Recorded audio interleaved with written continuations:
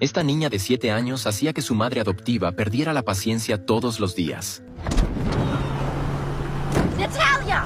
El repentino acto de Natalia al abrir la puerta sorprendió a Christine, que estaba conduciendo, y el coche comenzó a balancearse de un lado a otro en la carretera. Afortunadamente, no pasó a mayores, y Christine logró detener el coche a un lado de la calle. Sin embargo, no era la primera vez que Natalia hacía algo así. Por las noches, cuando iban a dormir, Natalia solía estar en la cabecera de la cama de sus padres con un cuchillo en la mano. Ante las preguntas de sus padres, ella siempre negaba todo. Natalia también rompía los juguetes de sus hermanos, y cuando su padre la descubría, comenzaba a hacerle mimos para que la protegiera. Christine estuvo a punto de romperse por completo, y empezó a dudar de sí misma. Maybe I've lost my touch. Bold think, okay? You've been doing this for 15 years, honey.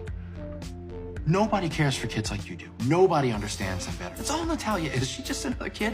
Salvar a niños con discapacidades físicas y mentales siempre había sido el sentido de vida que Christine tanto valoraba. Tal vez no debería rendirse tan fácilmente, pero este camino estaba lleno de obstáculos. El primer día de clases de Natalia, la escuela detectó varias irregularidades. No tenía los documentos necesarios para su matrícula, ni siquiera su historial de vacunas estaba disponible. Aunque fue adoptada en un proceso cerrado, la escuela nunca había visto algo así. Por eso, le pidieron a Christine que debía completar los documentos dentro de 20 días. De regreso a casa, Christine le contó a su esposo sobre sus dudas. Todos los documentos de Natalia habían sido enviados desde Nueva Jersey, pero ella fue adoptada en Carolina del Sur. ¿Por qué una familia de Nueva Jersey enviaría a una niña a un estado a 2.000 kilómetros de distancia? Christine contactó al centro de adopciones, pero descubrió que su número de teléfono había sido desconectado. Después de investigar en línea, se enteró de que el centro de adopciones había cerrado permanentemente. Christine trató de comunicarse con el empleado que la atendió, pero las respuestas que recibió la dejaron completamente confundida. Listen,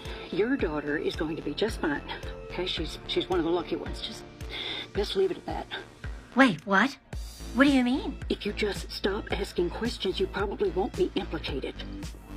I'm sorry? Implicated for what? What are you talking about? That's all I can say. Don't call me again.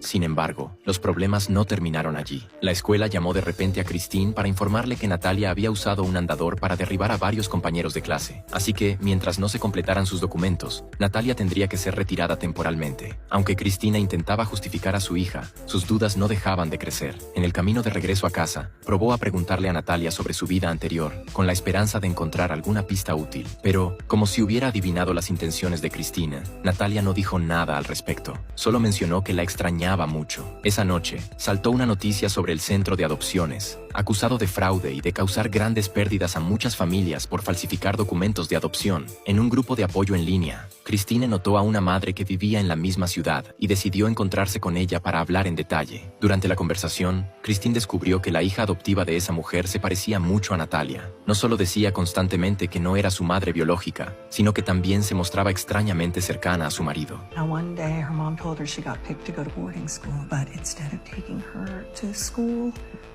they took her to us. Do you think First Path was doing this a lot? Not always this.